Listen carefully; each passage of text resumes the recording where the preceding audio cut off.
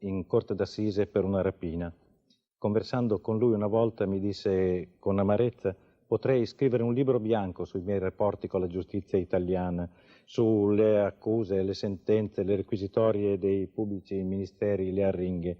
Sono stato processato, mi disse, per una rapina di 2000 lire e mi hanno descritto nascosto dietro un cappello nero, con guanti naturalmente di colore nero e armato di una pistola caricata con pallottole d'oro.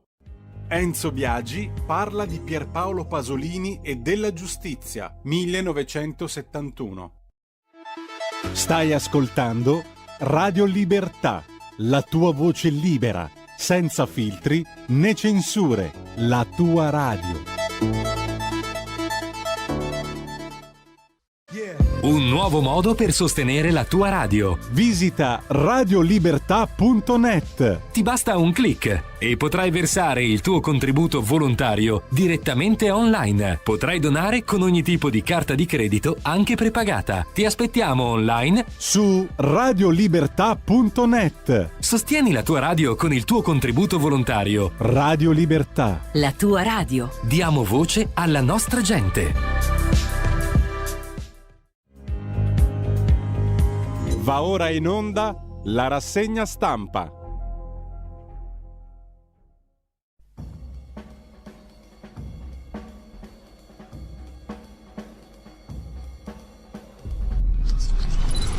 Un cordiale buongiorno a tutte le ascoltatrici e a tutti gli ascoltatori da Giulio Cainarca. Ben trovati all'appuntamento con la rassegna stampa.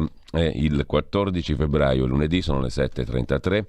Siamo più o meno in orario, siamo sicuramente su radiolibertà.net, andate a farvi un giro sul sito, non che sia cambiato un granché, questo è più o meno lo stesso sito che avete conosciuto prima, un po' semplificato, purificato tra virgolette.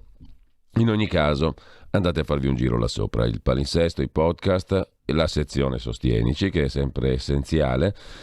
Dopo 25 anni da RPL è nato questo nuovo capitolo della nostra storia. Dateci una mano se ritenete utile questa radio, che cercherà di essere utile anche a voi sempre più.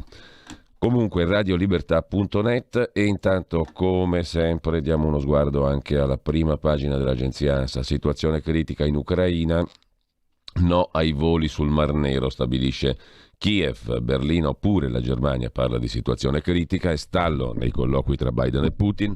Il sottosegretario statunitense Blinken ha ribadito che la Russia potrebbe creare un falso pretesto per invadere l'Ucraina. La Polonia si prepara a un'ondata di rifugiati. Sempre in primo piano, poi in pagina ANSA, Zeudi di Palma, Miss Italia, campana ventenne giunta al concorso col titolo Miss Napoli. E poi ancora in primo piano sull'ANSA, le proteste a Parigi, un agente punta l'arma contro l'automobilista, il convoglio della libertà è ripartito poi per Bruxelles.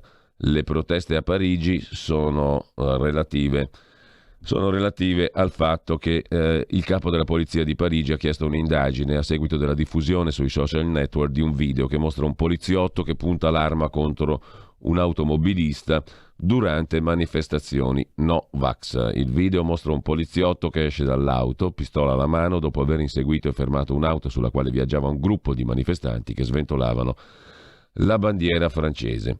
E ancora in primo piano sull'agenzia ANSA di stamani, più vicino a un vaccino contro tutte le varianti Covid, bene i primi test sugli animali, funziona su una proteina comune da protezione duratura. Arrestati a Milano vertici di una baby gang, 4 ragazzi e una ragazza, accusati di rapina individuati dalla polizia di Milano. E poi ancora sale la tensione tra i partiti sulla questione del super bonus per le ristrutturazioni al 110%. Scontro 5 Stelle e Lega, il movimento si sente accerchiato per gli attacchi al super bonus che arrivano da tutte le parti e sanno di campagna elettorale, dicono i 5 Stelle, soprattutto gli attacchi da parte della Lega. Il governo Draghi ha compiuto un anno, missione rilancio dell'Italia. E sempre dalla prima pagina dell'agenzia ANSA, il Carnevale di Venezia inizia col botto, in 100.000 nel weekend, e il caro energia, altro botto, spinge i listini, si va verso una stangata da 38 miliardi e mezzo di euro, più costi per le imprese, per le attività, per gli esercizi commerciali. Con questo lasciamo l'agenzia ANSA, anzi c'è un'altra notizia di cronaca: arrestato ex primario che gestiva maxi traffico di droga in odore di mafia, esponente di spicco di Cosa Nostra palermitana, già finito in carcere 22 anni fa, frequentava il jet set romano, disprezzava i nuovi boss. Di mezzo c'è finito anche l'ex ministro Baccini, come vedremo tra poco dalle pagine dei quotidiani. Rimanendo invece alle agenzie, andiamo a vedere anche, come al solito, ADN Cronos, la crisi ucraina in primo piano e poi il Super Green Pass per il lavoro per gli ultra cinquantenni. Da oggi scatta l'obbligo. Cosa si rischia senza? Quali sono le sanzioni? Sulla questione Covid il ministro Speranza: l'Italia con i vaccini ha retto davanti a un'ondata terrificante, dice il ministro della Salute. E ancora in primo piano sull'agenzia ANSA, Salvini mostra il risultato del tampone Covid, è negativo, in un video diffuso sui social media, su Facebook e altrove. Uno sguardo lo diamo anche all'agenzia AGI, prima di andare alle prime pagine dei quotidiani di oggi. Il bis di Steinmeier, rieletto presidente della Repubblica Federale Tedesca, riparte dall'Ucraina. Putin tolga il cappio all'Ucraina, dice il riconfermato presidente della Repubblica Federale Tedesca. Per la politica Giorgetti, il ministro leghista allo sviluppo economico: con il super bonus droghiamo l'edilizia senza aiutare le imprese, ha detto il ministro in un'intervista ieri al Corriere della Sera. Diamo soldi ai miliardari per ristrutturare le case delle vacanze. Ride tutto il mondo, intanto rischiamo che dilaghi la disoccupazione nell'industria. Così Giancarlo Giorgetti, intervistato appunto dal Corriere della Sera. Lo strappo tra il governo e il Movimento 5 Stelle sul super bonus, prime tensioni nella maggioranza anche sul sistema di voto per i togati del Consiglio Superiore della Magistratura. Con ciò lasciamo anche l'agenzia AGI e andiamo a vedere le prime pagine dei quotidiani di oggi. Partiamo dal Corriere della Sera, come sempre. L'apertura del Corriere della Sera, come quella di tutti i quotidiani di oggi, è dedicata alla questione ucraina. Sempre alta la tensione tra Russia e Ucraina. Il presidente americano Biden, gli alleati dell'Unione Europea intimano l'altolà a Putin. Il tedesco Steinmeier chiede di levare il cappio all'Ucraina. Allerta per 2000 militari italiani. Spinta al piano B, sottolinea Federico Rampini in prima pagina sul Corriere della Sera. Joe Biden ha un piano B per evitare la guerra in Ucraina? In apparenza il presidente degli Stati Uniti sta cercando di evitare un nuovo Afghanistan con il suo appello ai cittadini americani perché lascino l'Ucraina e l'avvertimento che non manderà militari a evacuarli. Il crescendo di allarme della Casa Bianca è anche parte di una guerra delle notizie, scrive Federico Rampini. Piano B di Biden per evitare la guerra: un patto con Putin sull'Europa di domani, un accordo sulla ritirata atlantica dall'est, tra i fautori anche l'ex ambasciatore di Obama McFaul, ma secondo i falchi ogni cedimento incoraggerà Putin nelle sue pulsioni aggressive. Così Federico Rampini sul piano B di Biden. Parla anche il generale statunitense Allen. Il generale John Allen, ex comandante in Afghanistan, intervistato da Viviana Mazza sul Corriere della Sera: è il nuovo conflitto del XXI secolo, cyber e sul terreno. Mosca lo ha già iniziato, dice il generale Allen. L'America è tornata in Europa, se invadono ci siamo. Mosca è il junior partner di Pechino, della Cina. In primo piano, oltre alla questione ucraina sul Corriere della Sera, poi la politica interna con l'articolo di Paolo Mieli sui partiti italiani tra politica ed elezioni, l'ironica battuta di Draghi sul fatto che a fine legislatura un nuovo lavoro se lo cercherà per conto proprio. Questa battuta ha messo a nudo un gigantesco problema della politica italiana. Siamo forse l'unico paese del pianeta in cui da 10 anni i governi vengono creati dal capo dello Stato e ricevono la fiducia da coalizioni parlamentari create lì per lì.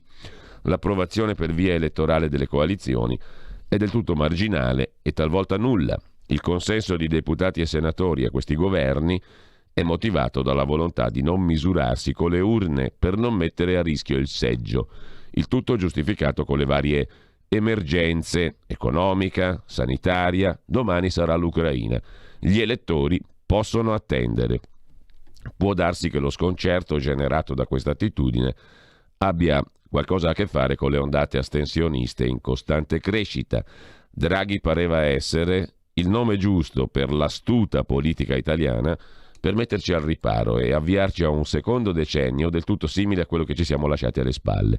Nell'imminenza di improcrastinabili elezioni politiche, avrebbe tolto ai partiti l'imbarazzo di indicare un proprio esponente adatto a cappeggiare un futuro governo e li avrebbe esentati dalla difficoltà di offrire ai propri elettori una coalizione per cui votare. Imbarazzo e difficoltà di tutti, da destra a sinistra. Insomma, Draghi era un ottimo paravento, scrive Paolo Mieli, per andare avanti così, salvarsi la ghirba, non andare a votare, chi se ne frega degli elettori. Le scarse ambizioni della destra e della sinistra. Sembra che l'unica cosa che conta sia eliminare il rischio della sconfitta. Il sogno di tutti si concretizza nell'auspicio nessun vincitore, nessun perdente. Andiamo avanti così, che è un bell'andare. Sempre dalla prima pagina del Corriere della Sera, poi la questione del super bonus che fa salire la tensione nel governo, mentre sono in arrivo i nuovi correttivi antiraggiri per la cessione del credito. Dopo le dichiarazioni del premier Draghi, una truffa tra le più grandi d'Italia, ha detto Draghi, e dopo l'intervista al Corriere del ministro Giorgetti, che ha detto stiamo drogando l'edilizia senza fare il bene dell'industria, esplode la lite tra i 5 Stelle e la Lega. Triste è la replica del ministro 5 Stelle Patuanelli, che per colpire il movimento si attacchi il mondo dell'impresa. Insorgono anche i costruttori, siamo parte lesa, le truffe arrivano da finte imprese fuori controllo. Intanto Salvini chiede 5 miliardi contro il caro bollette, scrive ancora il Corriere in prima pagina. Poi da domani over 50 al lavoro con il Green Pass, le regole e le multe. Green Pass rafforzato per gli ultra cinquantenni, da domani sarà obbligatorio, dal 15 febbraio appunto, cioè domani, per andare a lavorare. Il certificato verde rilasciato a chi è vaccinato o guarito sarà necessario per i dipendenti pubblici, privati e gli autonomi, pena la sospensione dall'incarico e dallo stipendio. Chi non rispetta l'obbligo e si reca comunque sul posto di lavoro rischia una sanzione fino a 1.500 euro. Gian Antonio Stella si occupa di Nembro e i suoi 188 martiri, sulla scorta di un libro del giornalista già dell'Espresso Gigi Riva, proprio di Nembro anche lui. Primavera del 2020, i giorni più cupi della pandemia. Nembro, vicino a Bergamo, invaso dal virus. 188 i suoi martiri. Sofia Goggia in primo piano alla vigilia della discesa libera a Pechino 2022. Un sogno contro l'infortunio che l'ha costretta a un recupero lampo e la neve fresca appena caduta. Ci credo, sono veloce, dice Sofia Goggia. Come tutti i lunedì, poi l'ultimo banco, la rubrica di Alessandro D'Avenia, oggi intitolato Incompleti. Non ti disunire, urla più volte il regista Antonio Capuano a Fabio Schisa, adolescente protagonista del film La mano di Dio di Sorrentino, candidato all'Oscar.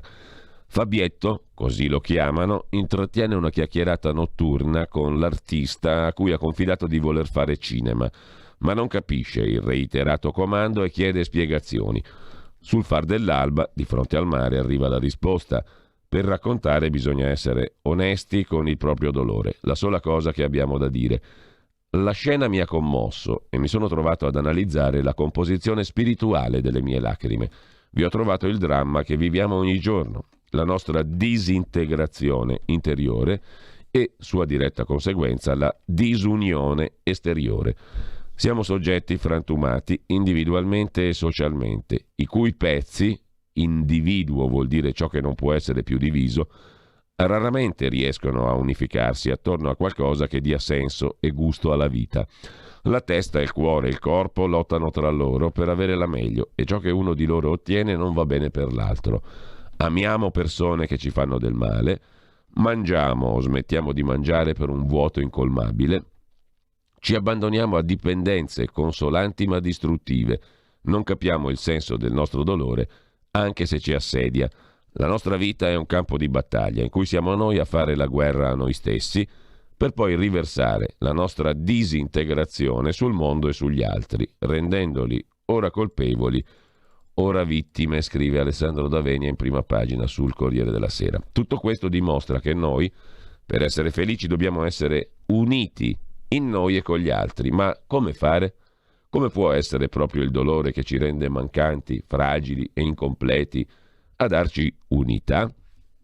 Martedì 12 febbraio 1952, 70 anni fa l'altro ieri, usciva in 4.000 copie Il Visconte dimezzato del quasi trentenne Italo Calvino, il primo di una trilogia che Calvino intitolerà I nostri antenati, delineando un percorso, parole dell'autore, su come realizzarsi esseri umani, nel Cavaliere inesistente la conquista dell'essere, nel Visconte dimezzato l'aspirazione a una completezza al di là delle mutilazioni imposte dalla società, nel Barone rampante una via verso una completezza non individualistica. 3 gradi di approccio alla libertà, un albero genealogico degli antenati dell'uomo contemporaneo in cui ogni volto cela qualche tratto delle persone che ci sono intorno, di voi e di me. Così Medardo, giovane conte di Terralba, in una guerra contro i turchi nel XVIII secolo, viene spezzato in 2 da una palla di cannone. Le 2 metà curate sopravvivono nel gramo e nel buono.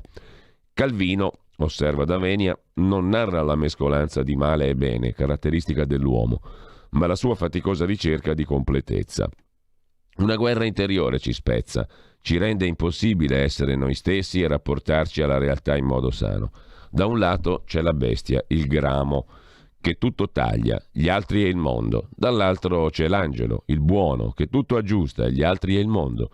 Entrambi impongono alla realtà il loro modo di essere mutilato. Il gramo vuole rendere tutti cattivi, il buono vuole rendere tutti buoni. Nell'uno e nell'altro caso, ignorando l'altro così com'è, nella sua realtà e libertà. 2 ritratti delle nostre vite schizzate, dal greco tagliate come in schizofrenico, polarizzate da manicheismi ideologici e moralistici, simili al tifo tribale da stadio, destra e sinistra, vax e non vax, atei e credenti, semplificazioni che torturano la complessità delle persone per infilarle in taglie dimezzate in cui sistemiamo il mondo, dividendolo in buoni e cattivi, puri e impuri, perché questo ci fa sentire forti, ma nasconde l'incapacità di ascoltare l'altro con la sua storia, cosa che richiede tempo, assenza di pregiudizi e di condanne preventive. Il punto di arrivo di questo atteggiamento non può che essere quello di partenza, la guerra fra i dimezzati. Infatti, le 2 metà di Medardo, dopo aver esasperato Terralba con i loro eccessi, finiscono a duello. Entrambi si feriscono moralmente sul lato tagliato, riaprendo le ferite, ma proprio questo consente a un dottore di ricucire le 2 parti. Medardo si salva e scopre che l'unica cosa che avevano in comune le sue metà è l'amore. Sia il gramo sia il buono si erano infatti innamorati di Pamela. L'amore, energia unificante che accetta, accoglie e non accetta, taglia. L'unità in noi stessi con gli altri viene dall'amare e dal lasciarsi amare.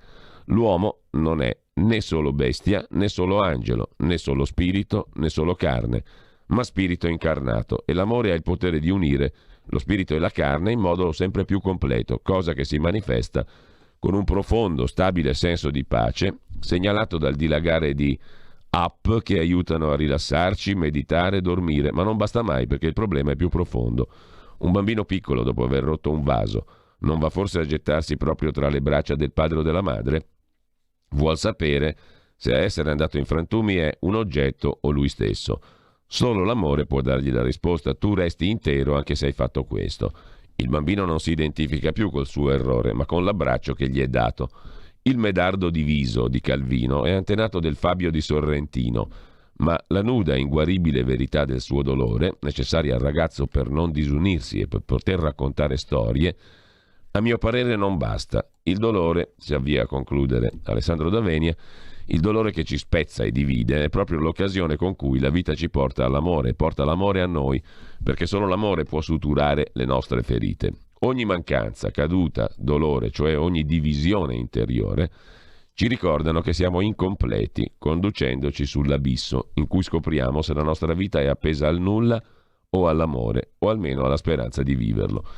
Questa vertigine fa così paura che invece di affacciarci, fuggiamo o restiamo a distanza, continuando a cercare colpevoli dentro e fuori di noi per la nostra incompletezza. Lo confessa il narratore del romanzo, il nipote di Medardo, quando lo zio è ritornato indietro. Io invece, in mezzo a tanto fervore di interezza, mi sentivo sempre più triste e manchevole. Alle volte uno si crede incompleto ed è soltanto giovane. Non credo, conclude D'Avenia, che sia solo questione d'età. L'incompletezza è propria del nostro essere uomini. Uno si crede incompleto perché lo è. E la felicità comincia da questa mutilazione, altrimenti non avremmo bisogno di amare e lasciarci amare. Non ti disunire per me significa non aver paura d'amare. Uno si crede incompleto ed è soltanto uomo. Con questo lasciamo la prima pagina del Corriere della Sera, andiamo adesso a vedere le altre prime pagine a volo, poi gli articoli delle pagine interne. Repubblica apre anch'essa sulla questione dell'Ucraina. Corsa ad armare Kiev.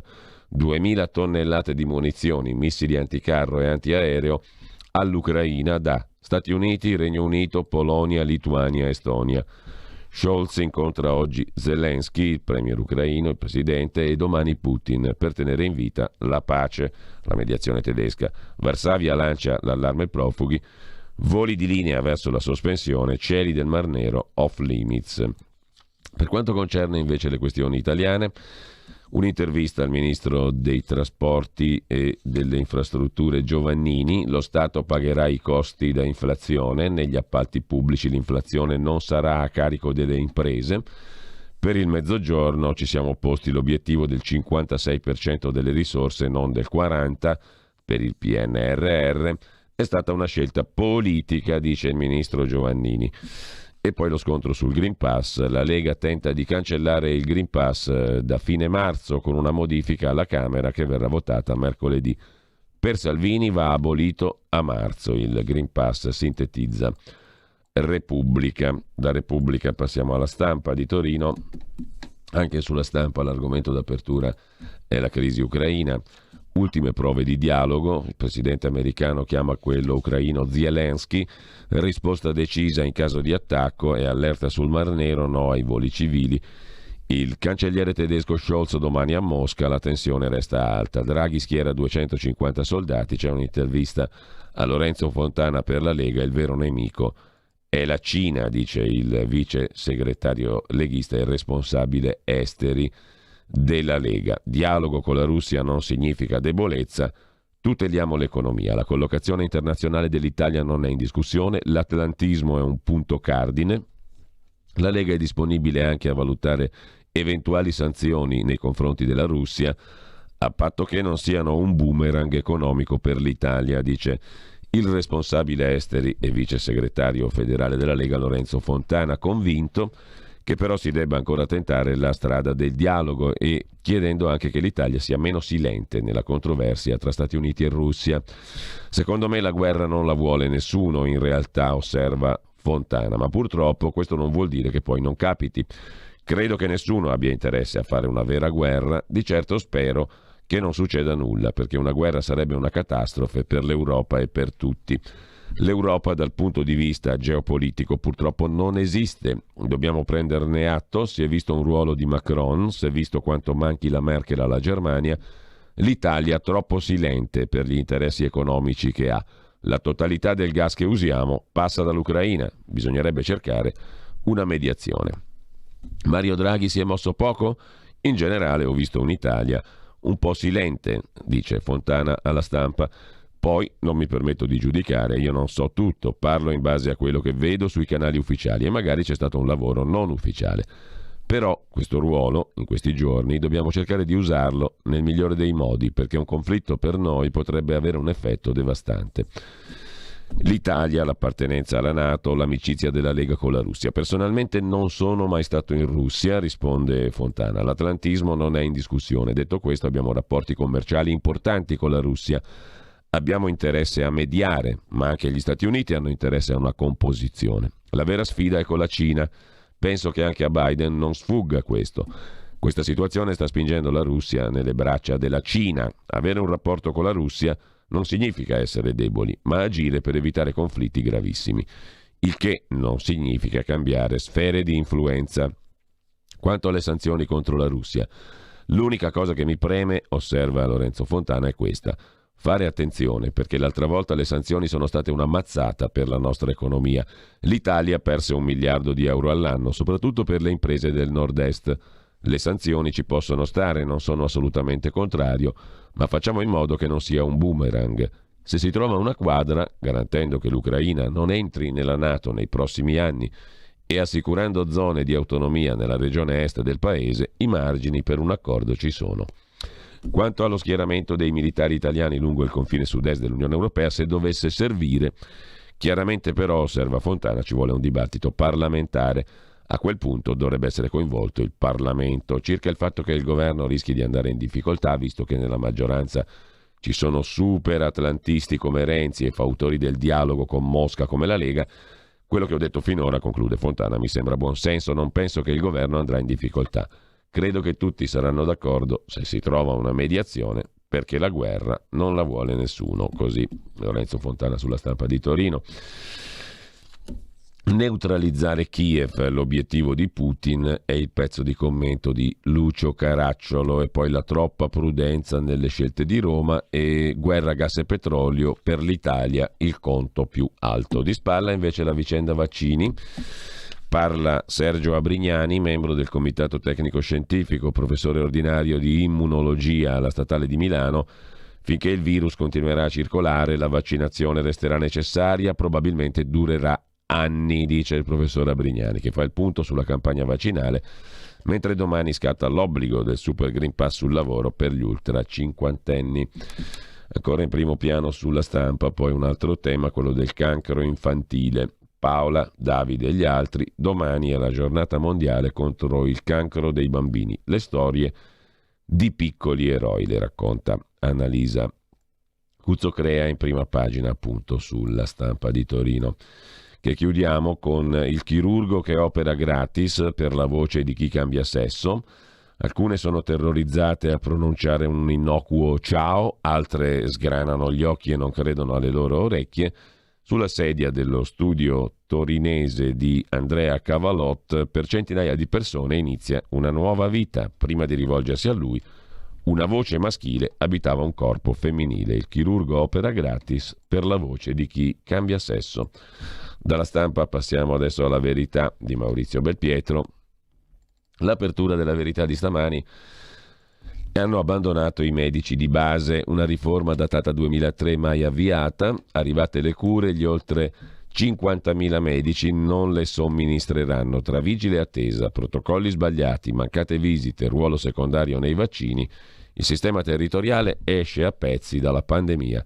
Entro il 2027 a rischio chiusura 5.000 ambulatori. Con la concorrenza straniera da Lazio e Lombardia emigrano 1.500 medici all'anno. Traditi i sanitari, morti di Covid, nessun risarcimento per i familiari, sottolinea poi anche Maurizio Belpietro. La pandemia decreta il fallimento della disciplina dei medici di base isolati. Il famoso sistema territoriale di sanità è in tilt fra vigile attesa e stop delle visite a domicilio, e ora i sanitari non possono prescrivere le cure, scrive La Verità. Il commento, dicevamo, del direttore: dottori umiliati, scrive Maurizio Belpietro, e il ministro Speranza che non se ne va. No ai risarcimenti.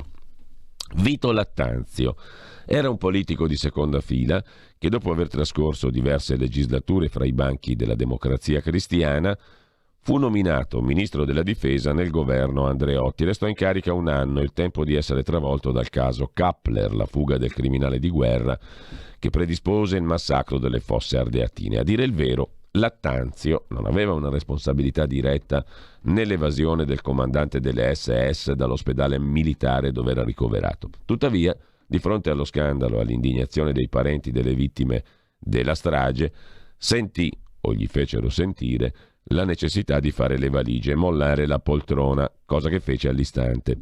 L'uccisione a sangue freddo di 335 persone come rappresaglia per l'attentato di Via Rasella ha poco o nulla a che fare con la storia odierna. Tuttavia è fuori di dubbio che il Covid è stata una strage. In 2 anni ha sterminato 150.000 italiani, lasciando anche tra chi si è salvato strascichi gravi, con danni permanenti o comunque non facilmente risolvibili.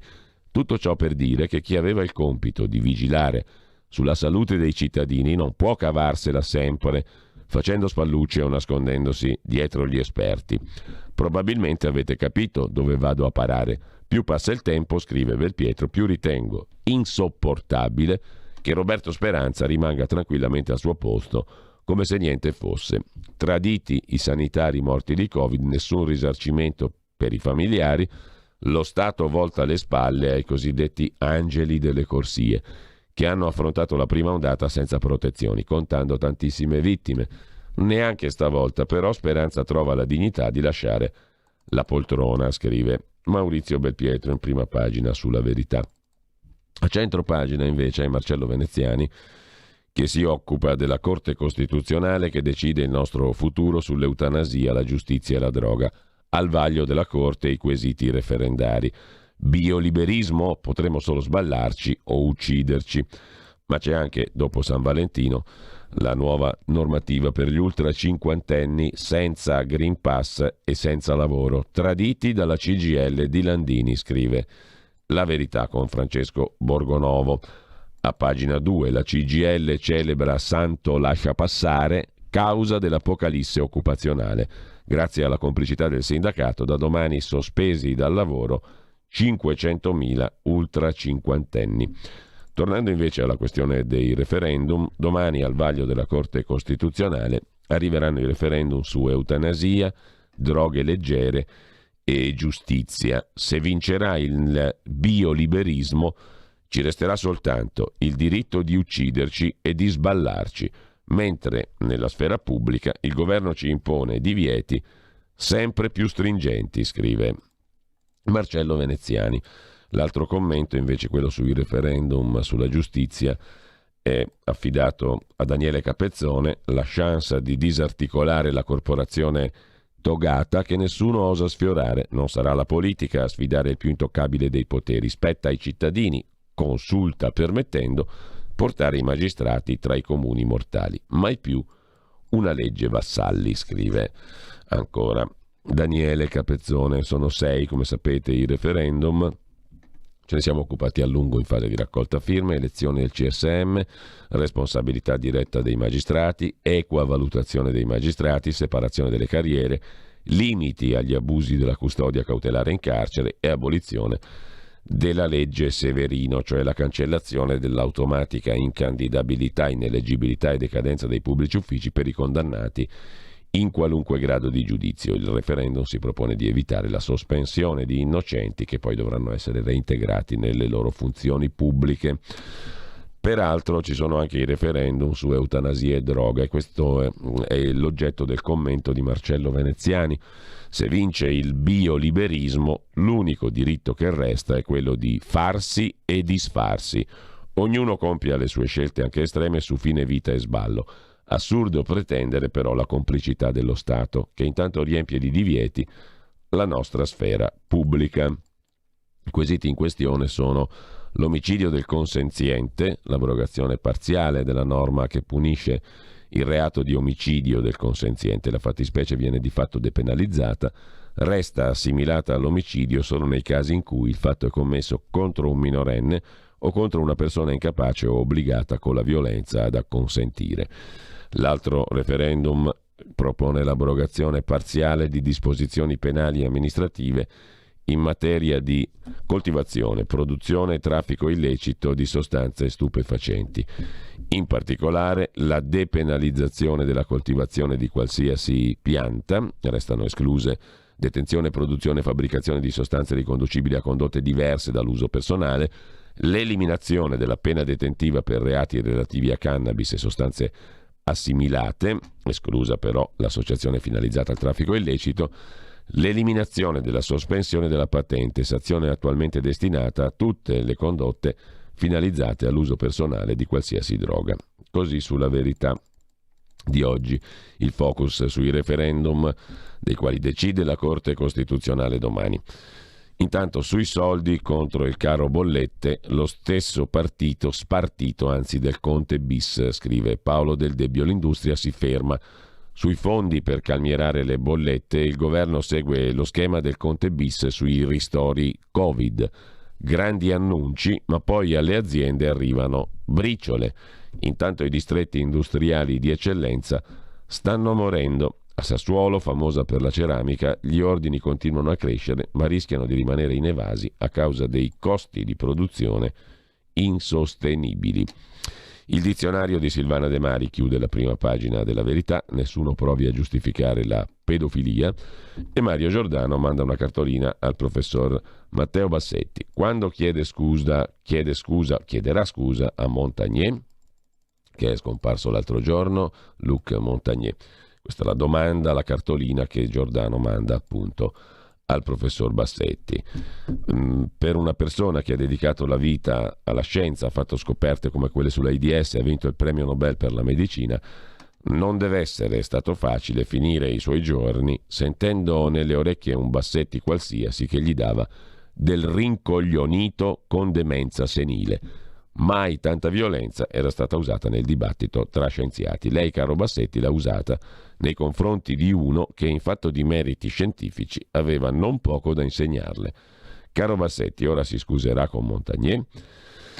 Con questo lasciamo la Verità, anzi, prima di lasciarla andiamo a vedere anche rapidamente le interviste del lunedì. Come tutti i lunedì ci sono numerose interviste a tutta pagina. Una di queste è l'intervista al professor Saverio Cinti. Così ho scoperto il segreto del Covid, ha individuato l'origine delle polmoniti, gli alveoli vengono soffocati da cumuli di grassi, ai malati vanno dati antinfiammatori prima ancora che sia effettuato il tampone. È inutile perdere tempo, dice il professor Saverio Cinti, Università Politecnica delle Marche, che ha coordinato l'equipe che con la collaborazione delle università di Milano e Nizza ha individuato il processo che è alla base delle polmoniti interstiziali bilaterali da Covid. Il paracetamolo è poco utile, io non lo prenderei. Per la nostra ricerca fondamentali le autopsie, e che servano i medici lo sanno già dal Settecento. Bisogna intervenire subito con gli antinfiammatori, prima ancora che sia effettuato il tampone, dice il professor Cinti alla Verità. Un'altra intervista a Maria Elena Bottazzi, ricercatrice, ha messo a punto un vaccino per SARS-CoV-2 chiamato in India Corbevax con il collega professor Peter Hotez. Hanno deciso di non brevettarlo. Prima di loro solo Albert Sabin, che inventò il vaccino antipolio, aveva fatto la scelta di rifiutare una forma di copertura brevettuale. La professoressa, la dottoressa Bottazzi, parla oggi con La Verità. Abbiamo un vaccino che funziona bene, non lo brevetteremo. Scoperto un siero efficace, distribuito gratis, andrà nei paesi poveri. L'Italia vorrà utilizzarlo? Chi lo sa. Corbevax si chiama. Sarà prodotto in India con processi già usati. Il mio guadagno? Sapere che questi studi serviranno a chi ne ha bisogno, ma non ha soldi, dice Maria Elena Bottazzi alla Verità. Intervistato da Fabio Dragoni invece Angelo De Mattia, già direttore centrale di Banca d'Italia e braccio destro dell'allora governatore Antonio Fazio. Per le bollette 7 miliardi sono niente, dice De Mattia, già svanita la promessa di Draghi che i soldi si danno e non si prendono. Troppo drastica la frenata sui superbonus. Non si vive di solo PNRR e l'Unione Europea si limita a fare da spettatrice. Servono misure immediate di sollievo economico. Quindi uno scostamento di bilancio adeguato, bisogna evitare lo spezzatino per Monte Paschi Siena. Chiudiamo con due interviste a politici. Francesco Lollobrigida, capogruppo alla Camera di Fratelli d'Italia. Serve la Costituente, il governo è di sinistra, la Lega deve lasciare, la coalizione di centrodestra ha senso solo se alternativa a PD e 5 Stelle. Questa crisi energetica spazzerà via i vantaggi previsti dal PNRR. È impensabile fare a meno di noi, salterebbero anche le alleanze locali. E poi parla Giovanni Favia, ex grillino della Prima Ora. Nei 5 Stelle si è perso ogni ideale, sono rimasti gli opportunisti, il movimento è fatto solo da nominati, portaborse, assistenti. Abbiamo dato la giovinezza per scoprire che era tutta una macchinazione. Da paladini dell'onestà e della trasparenza a manipolatori della comunicazione, non sarà una battaglia legale a cambiare le cose. Così lasciamo anche la Verità di oggi, andiamo a vedere pure Libero che mette in apertura l'argomento principale, la questione, un colloquio anzi di Pietro Senaldi con la sondaggista Alessandra Ghisleri. Gli italiani temono il rincaro dei prezzi più del virus. Dopo la pandemia, le bollette. La gente sta tornando a pensare a denaro e lavoro. i contagi precipitano, ma Speranza insiste coi divieti, scrive ancora Libero. La lunga intervista di Pietro Senaldi ad Alessandra Ghisleri apre la prima pagina e prosegue a pagina 3 l'intervista alla sondaggista Alessandra Ghisleri, che commenta con Pietro Senaldi appunto alcune delle questioni principali dello scenario economico e politico.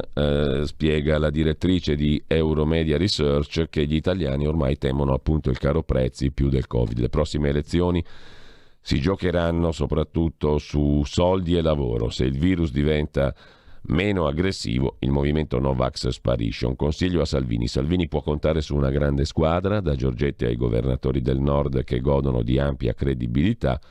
La butti in campo, faccia giocare i suoi fuori classe. Sui 5 Stelle la lotta Conte Di Maio è avvertita come una sfida personale.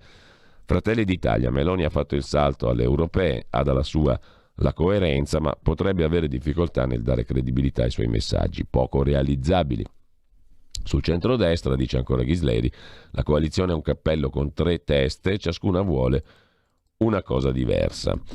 E poi c'è il disperante Speranza, i contagi precipitano, ma il ministro insiste col Green Pass eterno. Domani scattano i divieti.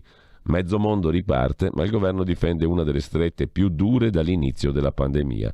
Una scelta giusta e coraggiosa. Invece è fuori tempo massimo, scrive Libero. In taglio alto c'è ancora la questione di Sigfrido Ranucci e di Report. La TV di Stato è succube del sistema Ranucci, proteste anche a Viale Mazzini, nessuno controlla il conduttore. Il conduttore della trasmissione Report, finito nell'occhio del ciclone, prima per la vicenda degli SMS intimidatori destinati al componente della commissione di vigilanza Rai Andrea Ruggeri, e poi per la pubblicazione sul Riformista di video relativi a un tentativo di acquisto molto poco trasparente di presunti dossier sull'ex sindaco di Verona Flavio Tosi, scrive Gianluca Veneziani.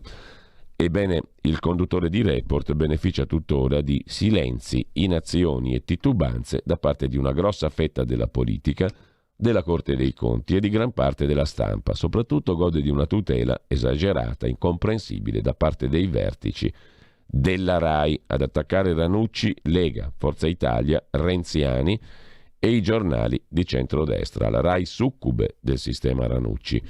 Chi cerca di insabbiare gli scandali? In Viale Mazzini c'è chi ammette: Report è una specie di repubblica autonoma, nessuno controlla. A difendere programma e conduttore i vertici aziendali, l'ordine dei giornalisti e i colleghi. La sinistra tace perché in imbarazzo, scrive Gianluca Veneziani in prima pagina. Anche Yuri Maria Prado nell'articolo di fondo torna su questo video in cui il vice direttore di Rai 3, conduttore di Report Sigfrido Ranucci, illustra a un interlocutore il modo sicuro per fare arrivare alla Rai in forma anonima un dossier scottante destinato a screditare un personaggio pubblico. Problema: il fornitore di quella roba vuole i soldi, ma mica la si può pagare ufficialmente. E allora come si fa? Si fa che quello mette insieme del materiale che non c'entra nulla, tipo un reportage sulla Calabria, glielo ammolla alla Rai, facendo finta che provenga da una società di comodo o da qualche testa di legno, e lui, Ranucci, lo valuta e dà il benestare.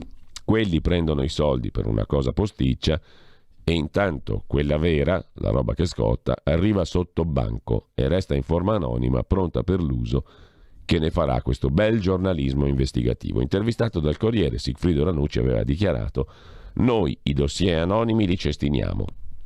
Il Corriere, mannaggia, deve aver dimenticato di richiamarlo dopo l'uscita del video per domandargli se alla Rai li cestinano tutti quei dossier o se alcuni si salvano, per esempio i dossier anonimi che commissionano loro. Lo domandiamo noi alla Rai e a Ranucci, il quale sostiene che il video è manipolato.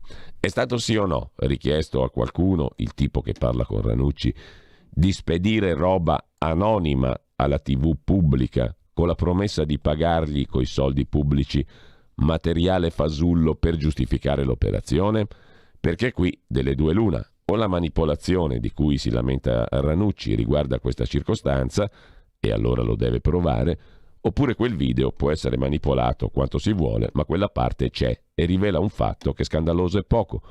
Il solito clan del giornalismo coi fiocchi, presidiato dall'ordine fascista dei giornalisti, scrive Yuri Maria Prado, e attorniato dal buon giro dell'impegno democratico, si è mobilitato per esprimere sentitissima solidarietà a Ranucci.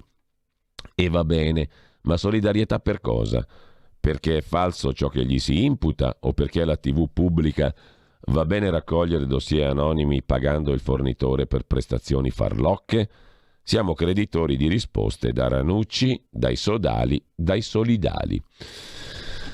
Così in prima pagina su Libero Yuri Maria Prado. Poi ancora da Libero va segnalato un altro articolo, i soldi del bonus casa a mafiosi e truffatori.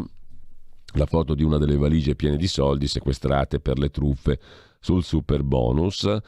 Il commento di Renato Farina: se ci sarà guerra la colpa è di Biden, a chi converrebbe lo scontro. E poi Antonio Socci sull'Europa che ci boicotta definendo il vino cancerogeno, il vino inserito tra le sostanze pericolose. Questi sono i temi di prima pagina di Libero, che lasciamo per passare al Tempo di Roma.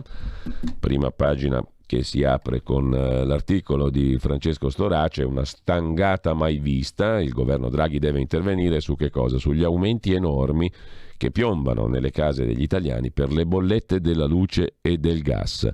E nei mercati di Roma i generi alimentari salgono alle stelle, le famiglie in grave difficoltà.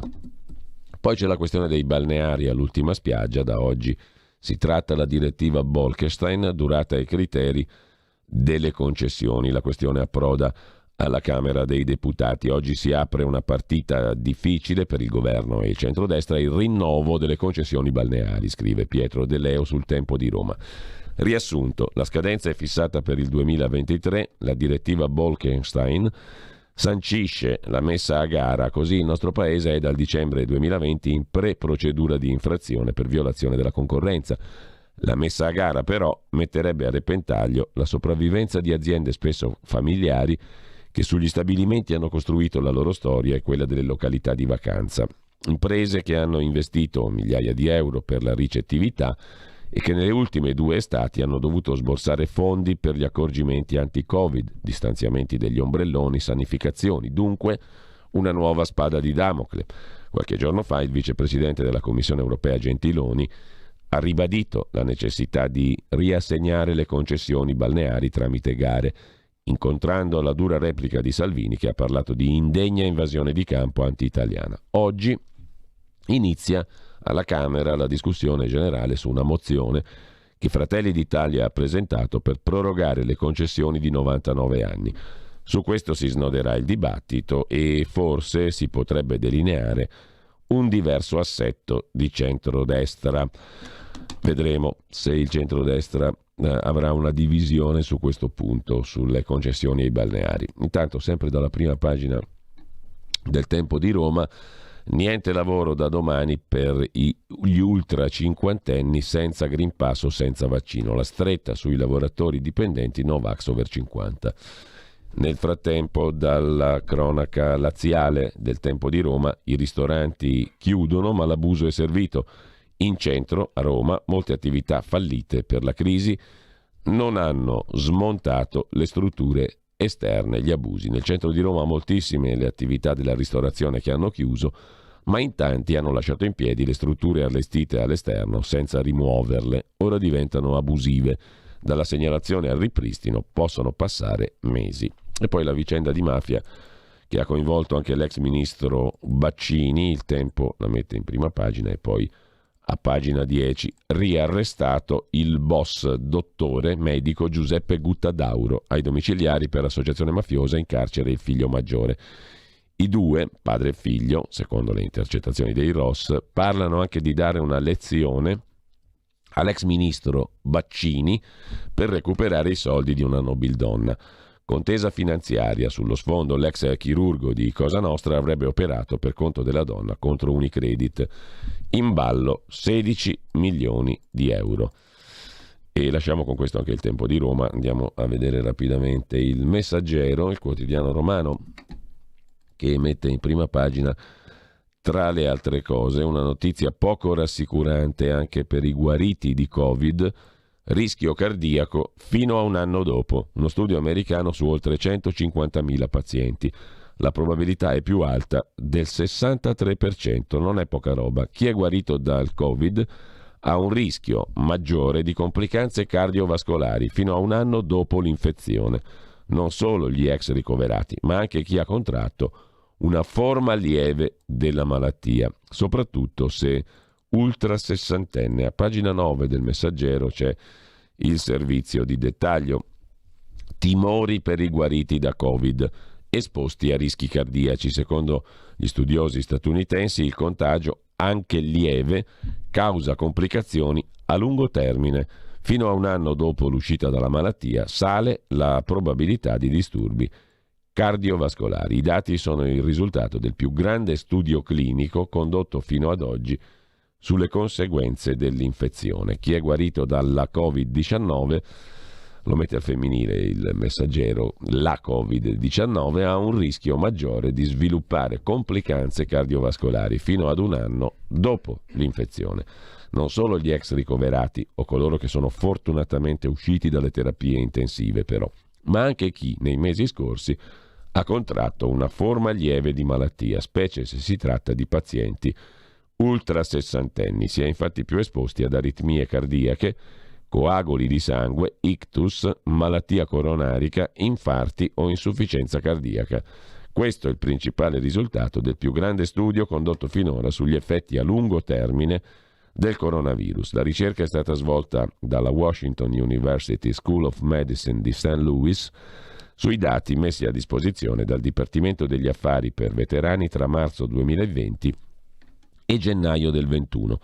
Lo studio ha coinvolto in totale ben 154.000 pazienti, 90% uomini, età media 60 anni, la cui storia clinica è stata paragonata a quella di ben 11 milioni di americani, divisi tra coloro che avevano richiesto assistenza medica in quello stesso periodo, senza essere positivi al tampone Covid, e coloro che invece si erano rivolti al sistema sanitario nel 2017, prima della pandemia. Ebbene, nel complesso i ricercatori hanno riscontrato un aumento del rischio di manifestare sintomi dovuti ad almeno 20 diverse malattie cardiache tra le persone che avevano contratto la Covid-19 nell'anno precedente rispetto a chi invece non l'aveva avuta. Ma soprattutto questi effetti non sono risultati evidenti solo tra coloro che avevano sofferto di forme gravi della malattia, ma anche tra chi l'ha superata con lievi sintomi, e a prescindere dall'età o da altri fattori. L'incremento del rischio di incappare in patologie cardiovascolari è simile sia tra gli anziani che tra i giovani, così come tra obesi o normopeso, fumatori e non fumatori. Ciò che stiamo vedendo non va bene. La Covid-19 può portare a gravi complicazioni cardiovascolari e alla morte. Il cuore non si rigenera o non si ripara facilmente dopo un danno cardiaco. Sono malattie che colpiranno le persone per tutta la vita, ha spiegato Ziad Al-Ali, docente di medicina della Washington University. Nello specifico è stato evidenziato un rischio più alto del 63% per quanto riguarda tutte le malattie cardiovascolari, del 55% più elevato di incorrere in eventi cardiovascolari gravi come un infarto o un ictus. I 154.000 pazienti Covid presi in considerazione nell'anno dopo l'infezione hanno fronteggiato un rischio del 52% più alto di avere un ictus, del 49% più alto di un attacco ischemico transitorio rispetto a chi invece non ha mai contratto SARS-CoV-2. Allo stesso modo aumentano del 79% le probabilità di soffrire di fibrillazione atriale, dell'85% quelle di pericardite, del 63% infarto, del 72% scompenso cardiaco. Le implicazioni più ampie di questi risultati sono chiare, hanno scritto i ricercatori. Le complicazioni cardiovascolari sono state descritte nella fase acuta Covid-19, ma il nostro studio mostra che il rischio di malattie cardiovascolari si estende ben oltre la fase acuta. Così sul Messaggero, sul Quotidiano Romano. Dal Messaggero Andiamo rapidamente a dare un'occhiata anche alla prima pagina del Mattino di Napoli. Apertura oltre che sull'Ucraina, e ci sono due cose tipicamente napoletane, o meglio di cronaca napoletana: gli sprechi a Napoli, lavori iniziati e subito abbandonati, ma stiamo parlando di 40 anni fa. C'è un ponte in città, a Napoli, che da 40 anni arriva nel nulla. C'è la bella, si fa per dire, foto in prima pagina sul Mattino di Napoli. E poi 40.000 non vaccinati che sfidano la legge. Da domani l'entrata in vigore del Green Pass rafforzato sui luoghi di lavoro. La misura coinvolgerà tutti i lavoratori pubblici e privati oltre i 50 anni d'età. A Napoli i non vaccinati tra gli over 50 sono circa 40.000, scrive il Mattino. Dal Mattino passiamo al Giorno, Nazione, Resto del Carlino, il quotidiano nazionale. L'apertura è sul conto della spesa. Con il caro bollette e l'aumento dei prezzi energetici inciderà su tutti i prodotti. Assoutenti parla di una stangata da 1.500 euro in più a famiglia, 38 miliardi e mezzo in tutto. Il peso maggiore su pane e verdura. Il governo prepara interventi per ridurre l'impatto. Pannelli solari sugli edifici scolastici, scrive il quotidiano nazionale. In primo piano sul quotidiano nazionale c'è anche la questione dei balneari che abbiamo visto prima, ultima spiaggia per le concessioni. Riparte alla Camera la discussione sulla proroga delle licenze senza gare, incombe la multa europea, partiti divisi, ma Draghi pensa a un decreto il cui contenuto poi vedremo. Intanto dal Giorno passiamo al Giornale, il giornale di Augusto Minzolini. Alla canna del gas è il titolo d'apertura sull'allarme energia e il caro bollette. In arrivo una stangata da 1.480 euro per ogni famiglia. Il governo corre ai ripari con un Consiglio dei Ministri già in settimana. Per quanto concerne l'Ucraina, rischio alto, ma l'invasione è difficile, dice, intervistato da Gianmichele Alessini, il generale Vincenzo Camporini. Vladimir Putin in caso di invasione non potrebbe contare neanche sul consenso della popolazione russofona, perciò escludo un'imminente invasione. Per gli ultracinquantenni Novax arriva l'ultima stretta, scrive anche il giornale, e poi la politica col commento del professor Marco Gervasoni. Al centrodestra serve un saggio per elaborare, più che un leader, serve un saggio per elaborare il futuro della coalizione. Con ciò lasciamo la prima pagina del giornale, i 5 Stelle scaricati da tutti per il super bonus e gli stop alle trivelle. Andiamo a vedere il Fatto Quotidiano di Marco Travaglio, apertura del Fatto e poi tra poco ci fermiamo, con 1 milione di lavoratori a casa mentre il mondo fa l'opposto. Da domani Super Green Pass è obbligo. Sono inutili, ma Draghi persevera. Scattano le restrizioni decise 40 giorni fa, prima del crollo dei casi. Gli altri paesi riaprono e certificano il flop delle carte verdi. Italia pro Berlino contro Francia e Spagna sul brevetto CureVac. Idee per non ritornare al paese del pre-Covid è il titolo invece dell'articolo principale del Fatto Economico, il dorso di economia del lunedì del Fatto Quotidiano. Energia, fisco, ricerca, lavoro e conti pubblici. Il Fatto dedica l'inserto ai suoi esperti. Idee di governo per uscire dalla marmellata neoliberista che ci ha portato al declino. In taglio alto sopra la testata il piano per estrarre più gas, bocciato dagli ambientalisti ma anche da Nomis, ma per altri motivi, richiede decenni, zero effetti in bolletta, Cingolani non ne azzecca una, scrive il Fatto del lunedì. Ci fermiamo un attimo. Stai ascoltando Radio Libertà. la tua voce libera, senza filtri né censura. La tua radio.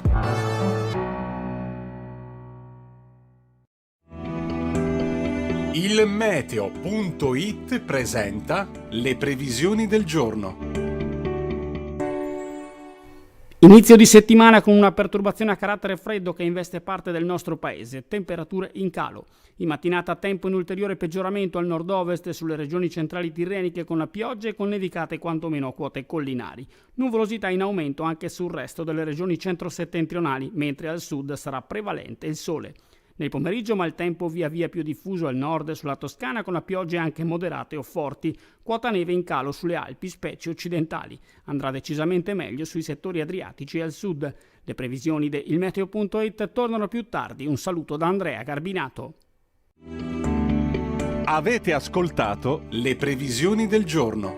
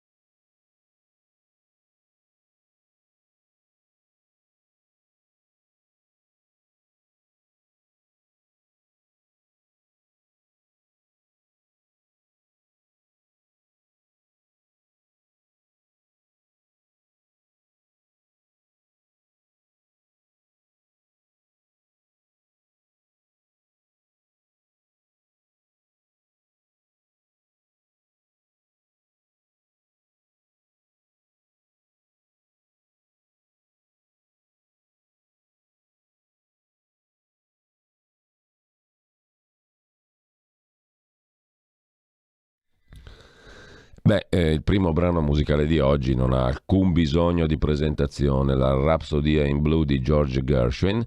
Perché oggi? Perché più che altro in questo weekend, in realtà il 12 febbraio, cioè sabato, l'altro giorno, ma nel 1924 veniva rappresentata per la prima volta, veniva eseguita per la prima volta a New York, la Rhapsody in Blue di George Gershwin, in tutte le sue 1000 manifestazioni meravigliosa. Ragazzi, la parola del giorno mi sono dimenticato, ce la teniamo per domani, perché quest'oggi si va tutti di corsa, ce la teniamo per domani. Intanto però diamo uno sguardo anche ai messaggi che sono nel frattempo arrivati. C'è il nostro amico che ci manda tutti i giorni le prime pagine dei giornali, che noi ringraziamo e salutiamo. Buon lunedì 14 febbraio a lui. Un altro messaggio: la furbastra romana, dopo aver approfittato dei voti della Lega per avere tanti amministratori locali, ora ricatta la Lega. Che destra da circo, scrive un ascoltatore. Basta mettere in Costituzione la proprietà italiana familiare delle spiagge, scrive un altro ascoltatore. Basta nel senso che è sufficiente mettere in Costituzione la proprietà familiare delle spiagge, ma anche il divieto di pagare interessi a strozzo alle banche. Vietare ad Amazon di eludere il fisco, di inquinare l'ambiente coi suoi furgoni, ma anche di avere un vile affarista a capo del governo, eccetera, eccetera.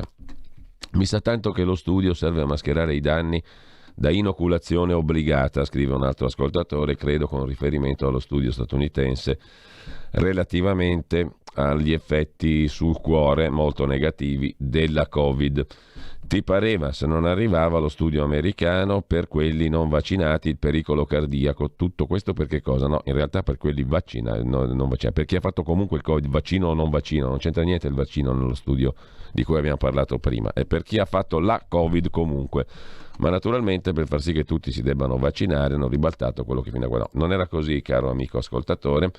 Momento di commozione, scrive un altro ascoltatore, con la Rapsodia in Blu. Aveva già apprezzato venerdì anche St. James's Infirmary, il nostro amico all'ascolto. Rosanna da Sesto San Giovanni: il ragazzo che legge il meteo parla mitraglietta, non si capisce nulla di quello che dice. Il servizio meteo peraltro non è che lo facciamo noi, non potrebbe parlare più lentamente? Grazie. Si dice 7:30 o 7:30? Questo è il bellissimo quesito che un caro amico ci sottopone a quest'ora del mattino. Intanto uno sguardo su quel che accadrà tra poco, la piccola città, con Carla De Bernardi alle ore 9:15, prima ancora alle 9 il consueto punto politico parlamentare della settimana con il capogruppo della Lega alla Camera Riccardo Molinari. Questa settimana con Carla De Bernardi parleremo, cimitero monumentale di Milano, di eterni amori, perché oggi è San Valentino e ieri c'era stata la passeggiata di San Valentino che ha avuto un successo pazzesco, strepitoso per Carla De Bernardi e per i suoi amici del Monumentale, amicidelmonumentale.org. E poi dopo di questo abbiamo alle 10:30 ci arriviamo con calma Zoom, 90 minuti in mezzo ai fatti, con l'avvocato Claudio De Filippi alle 10:42. E poi Nur Sayed Hassan è una bimba siriana di 7 anni, malata di idrocefalo dalla nascita, ha bisogno di essere operata per risolvere i suoi problemi, un'operazione che in Europa sarebbe molto più facile rispetto alla Siria. Nel giorno di San Valentino inondiamo il web, Twitter incluso, di selfie con un abbraccio virtuale per Nur. L'hashtag è appunto Hugs for Our.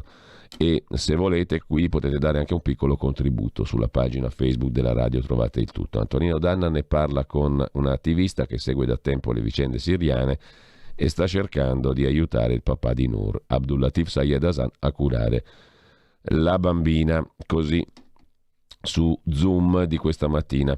Mentre alle ore 12, adesso ci arriviamo, c'è anche dedicato alla ricorrenza di San Valentino il talk live di Moira Romano con Roberto Cavalieri, psicologo, psicoterapeuta, che si occupa di psicologia dell'amore. Esiste anche questa disciplina e di problematiche e dipendenze affettive e relazionali, dalle 12 alle 13. Poi alle 13 avremo modo di sentire, visto che Sammy Varin quest'oggi non è in onda, ma solo per oggi, avremo modo di sentire un estratto, circa 1 ora e 50 minuti e qualcosa, di una testimonianza di un magistrato presso la commissione di inchiesta per la morte di Davide Rossi, la commissione parlamentare di inchiesta che ha svolto l'audizione il 10 febbraio scorso di Antonino Nastasi, sostituto procuratore della Repubblica presso la Procura di Firenze. Prima indagò invece proprio lui con la Procura di Siena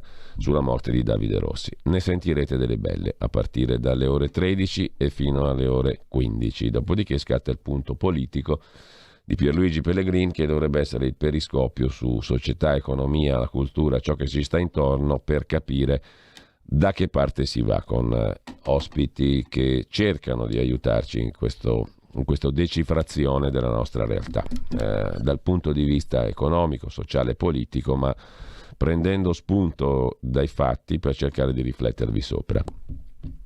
Intanto torniamo a noi, alla rassegna stampa di oggi. Eravamo alla prima pagina del Fatto Quotidiano e tra gli altri titoli di prima pagina il super bonus, il Consiglio Superiore della Magistratura, la fase 2 di Draghi è guerra tra alleati, rissa continua, Giorgetti e Orlando contro le misure dei 5 Stelle, super bonus, ma anche contro una linea di divisione anche sono le nuove norme per l'elezione del Consiglio Superiore della Magistratura. Per quel che concerne l'Ucraina, il cancelliere Scholz alza la voce, da Biden altre minacce alla Russia, e poi l'inchiesta Mediapart, i venti di guerra stanno soffiando anche in Bosnia, scrive il Fatto in prima pagina. Poi c'è una denuncia, mafie senza confini, moda e food, anche la Toscana è in mano ai clan, Camorra e 'ndrangheta nella ex Isola Felice. La Toscana, giusto appunto, da Isola Felice a terra avvelenata dai capitali dell''ndrangheta e della Camorra, dal negazionismo diffuso di prefetti e autorità cittadine alla scossa del procuratore generale di Firenze Marcello Viola, che lo scorso gennaio ha lanciato l'allarme durante l'inaugurazione dell'anno giudiziario. Ha ancora senso parlare di infiltrazioni mafiose o siamo di fronte a una presenza strutturata, stabile e consolidata? Ha domandato il procuratore generale di Firenze inaugurando l'anno giudiziario. Negli ultimi 3 anni, infatti, la direzione distrettuale antimafia, la DDA di Firenze, coordinata dal procuratore aggiunto Luca Tescaroli, ha quasi triplicato le misure patrimoniali preventive, passate da 32 a 87. Nell'ultimo triennio, fra sequestri e confische, lo Stato ha congelato oltre 44 milioni di euro, beni controllati dai clan nella regione toscana. E lasciamo con ciò il Fatto Quotidiano. Andiamo a vedere adesso anche il Foglio di Giuliano Ferrara, ritornato a firmare il pezzo di prima pagina, e di Claudio Cerasa, che apre per La Verità, come tutti i lunedì, con un lungo articolo, oggi quello di Giulia Pompili, dedicato all'Ucraina, ai confini della democrazia, la bandiera della NATO che sventola sui palazzi di Vilnius, la capitale della Lituania, dove ogni strada dice ci siamo difesi ieri, lo faremo anche oggi. La minaccia della Russia, quella della Cina e noi europei, reportage a 2 passi dalla nuova guerra fredda, così il Foglio in apertura, mentre c'è da segnalare anche una chiacchierata di Annalisa Chirico con 2 pezzi da 90 della magistratura italiana, Armando Spataro e Edmondo Bruti liberati. Quali riforme per una giustizia migliore? No al populismo, sì al compromesso sulle porte girevoli tra politica e magistratura, purché non sia solo uno slogan, rinforzare gli organici, eccetera, eccetera. Parlano 2 decani della magistratura italiana, ma vi segnalo anche il Foglio internazionale, curato ogni lunedì, stampa estera, da Giulio Meotti. Qui è da segnalare un articolo riportato da Giulio Meotti appunto sul Le Point del 6 febbraio scorso, un parallelo tra Berlino 1936 e Pechino 2022, lo spirito olimpico al servizio del totalitarismo. La Cina di Xi Jinping non è la Germania di Hitler, ma esistono punti in comune nelle configurazioni e nelle dinamiche. L'altro pezzo invece di Le Monde, dal 4 febbraio, sono scomparsi gli spazi di espressione, in Cina è l'epoca del pessimismo. Una ricerca di Human Rights Watch fa il punto sulla repressione e sull'impunità all'interno del regime cinese. Il Domani di Carlo De Benedetti apre la sua prima pagina con un articolo principale dedicato al silenzio stampa, il pezzo è di Giovanna Fagionato, informazione e potere sul territorio, le piattaforme digitali accelerano la crisi dei grandi media, aumenta la rilevanza di quelli locali, strumento di imprenditori in cerca di influenza. E nei media locali è fortissimo proprio De Benedetti e il suo gruppo. L'Espresso Repubblica adesso finito agli Elkann, Agnelli, Gedi. Il movimento c'è ancora, le 5 Stelle sono sparite, invece il pezzo di Curzio Maltese su cosa resta dei grillini. Ma tutto il primo piano del Domani di oggi è dedicato al viaggio, all'inchiesta sull'editoria locale, un viaggio nell'Italia dei nuovi padroni e dei media. Già prima della pandemia in 5 regioni esisteva un gruppo editoriale con audience maggiore della RAI regionale. L'effetto della crisi può portare all'emergere di posizioni di forza informativa, avvertiva l'autorità per le comunicazioni. Ora un nuovo risico è già cominciato nel mondo dell'informazione. A leggere il bilancio della Tosinvest finanziaria, la holding della famiglia Angelucci, capostipite il deputato di Forza Italia, imprenditore delle cliniche e dell'immobiliare Antonio Angelucci, presidente il figlio Giampaolo, verrebbe da chiedersi come sia possibile che il gruppo sia pronto ad acquisire il giornale dei Berlusconi. Il settore dell'impero che produce più perdite e rischi è sempre l'editoria. Eppure la scelta degli Angelucci va letta come un tassello delle grandi manovre che negli ultimi anni hanno cambiato l'ecosistema dei padroni dei media. Mentre i media nazionali sono schiacciati dalla concorrenza delle piattaforme digitali e razionalizzano gli investimenti, a livello locale alcuni imprenditori investono milioni di euro, diventano monopolisti o quasi in un settore in declino, quello dell'informazione quotidiana, perché lo considerano ancora strategico per essere influenti, col risultato che in intere aree d'Italia alcuni imprenditori poco conosciuti al grande pubblico contano più della RAI. Già prima della pandemia l'autorità delle comunicazioni aveva lanciato l'allarme sull'informazione locale con un'indagine sul sistema dell'informazione regionale. Aveva stimato l'autority il totale della popolazione raggiunta dal complesso delle testate editoriali, televisive, digitali e di carta stampata possedute da una certa società. Risultato: in 5 regioni c'era un gruppo editoriale più rilevante della RAI. Il gruppo Atesia in Trentino Alto Adige, l'Unione Sarda in Sardegna, Monrif in Emilia Romagna e Toscana, Telemolise in Molise, dove ha una total audience addirittura del 70%, e il gruppo Norba in Puglia e Basilicata con il 47%. Così inizia il viaggio nell'Italia dei nuovi padroni dei media su Domani di stamattina. Da segnalare su Domani anche un altro articolo di Ferdinando Cotugno sul nickel, per il quale si combatte fra vecchio e nuovo mondo, i materiali della transizione ecologica. Oggi il nickel è utilizzato soprattutto per l'acciaio inossidabile, presto servirà per realizzare la transizione energetica. Il rischio è che allora la domanda supererà l'offerta, tanto che si sta iniziando a cercarlo anche in fondo al mare. In natura il nickel puro è solo il 30% del totale. Per il nickel si combatte fra vecchio e nuovo mondo, scrive Domani. Lasciamo anche Domani, andiamo velocissimamente adesso a vedere la prima pagina del Sole 24 Ore di stamani, del lunedì, che apre con la questione delle bollette, 20 anni dell'euro e rincari top per le famiglie tra gas, luce e casa. Ecco l'evoluzione dei prezzi dal 2002 al 2021. La bolletta tra le voci trainanti nel lungo periodo, ma la fiammata si concentra nell'ultimo anno. Come è cambiata la spesa delle famiglie, spesa media annua con tariffe tutelate per uso domestico standard di gas e luce. È cambiata che in 20 anni i rincari sono stati il massimo per le famiglie, o meglio, i rincari sono stati altissimi per le famiglie. Mentre dal quotidiano di Confindustria passiamo a dare un'occhiata anche alla prima pagina di Italia Oggi 7.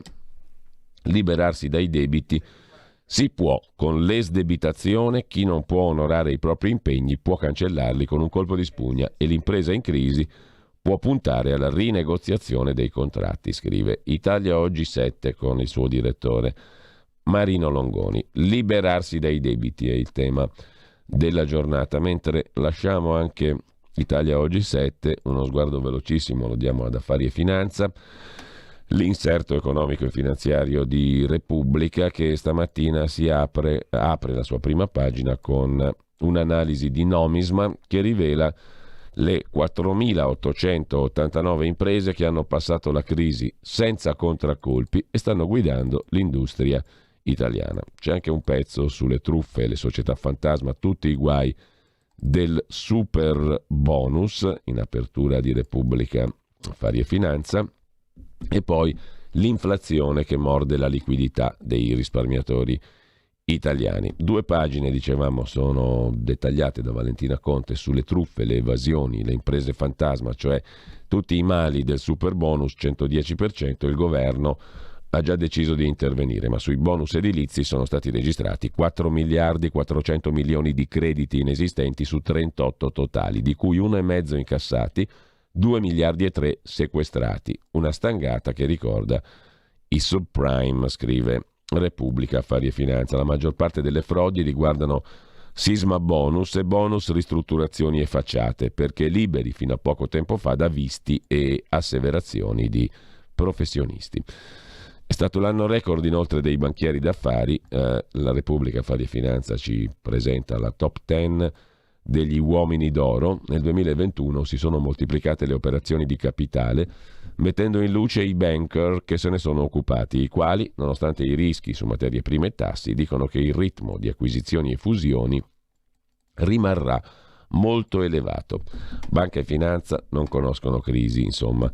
E diamo uno sguardo anche all'economia del Corriere della Sera, l'inserto del lunedì, che mette in apertura, in copertina, il nemico subdolo che avevamo dimenticato, tutti i danni non visti dell'inflazione. Non vanno sottovalutati gli effetti regressivi e ingiusti dell'aumento dei prezzi, scrive Ferruccio De Bortoli. E poi la questione dei chip, la neodottrina di Bruxelles.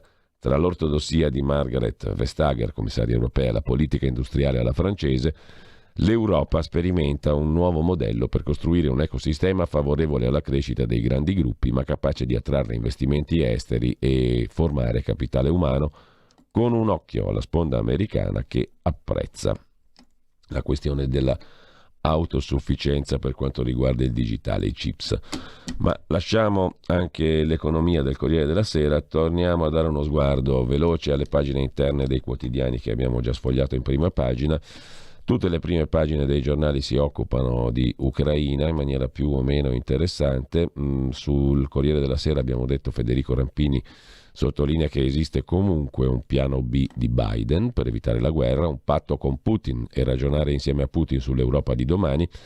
E poi c'è sul Corriere la questione del Super Green Pass al lavoro. Scatta l'obbligo per gli ultra cinquantenni. Da domani 15 febbraio il Green Pass rafforzato diventa obbligatorio per i lavoratori del settore pubblico e di quello privato, autonomi e professionisti compresi, che hanno più di 50 anni di età. Senza il Super Green Pass il lavoratore non può entrare negli uffici, nelle aziende, nei negozi, in ogni sede di lavoro, pena la sospensione dall'incarico e dallo stipendio. Dal 15 febbraio del 2022, cioè domani, i soggetti ai quali si applica l'obbligo vaccinale per l'accesso ai luoghi di lavoro in tutto il territorio nazionale sono tenuti ad avere ed esibire una delle certificazioni verdi Covid-19 di vaccinazione o di guarigione. Gli ultra cinquantenni che lavorano devono essersi sottoposti nei tempi a 2 dosi di vaccino oppure a una dose più guarigione. La scadenza dell'obbligo di Green Pass rafforzato per tutti i lavoratori ultra cinquantenni sarà il 15 giugno del 2022, cioè il 15 giugno prossimo. C'è un'intervista al 55enne Gerhard Tratter, guida un'azienda di componenti per auto, imprenditore Novax. Andrò in ditta, più della sanzione mi spaventa la crisi. Gli operai sono in regola, togliendo dal mercato persone non vaccinate ma valide, ne risentirà l'economia intera, dice l'imprenditore altoatesino sud-tirolese, che dir si voglia. Dal Corriere della Sera di oggi poi l'altro tema è quello del super bonus, duello nel governo. I 5 Stelle accusano la Lega di volerlo affossare, per attaccarci colpiscono le imprese, ma Salvini dice subito 5 miliardi per le bollette invece di perdere tempo con un super bonus. Parte il piano Trivelle contro il caro energia, raddoppiare il gas italiano, L'obiettivo del ministro Cingolani è di coprire il 10% del fabbisogno. I costruttori, con il presidente dell'Associazione Nazionale dei Costruttori Gabriele Buia, si dicono parte lesa. A truffare sono le finte imprese senza controllo per quanto riguarda il super bonus 110%.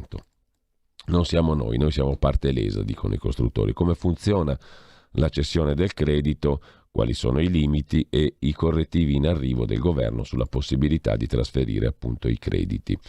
Mentre c'è il tema giustizia ancora in primo piano, domani la Corte esaminerà i 6 referendum, poi a Montecitorio parte l'iter della riforma Cartabia, giustizia alla prova tra Camera e Corte Costituzionale. Mentre sempre dal Corriere della Sera, pagina degli esteri, Trump ha restituito 15 scatoloni con i segreti della Casa Bianca, documenti consegnati in ritardo agli archivi nazionali. Manca qualcosa? Si domanda il Corriere della Sera.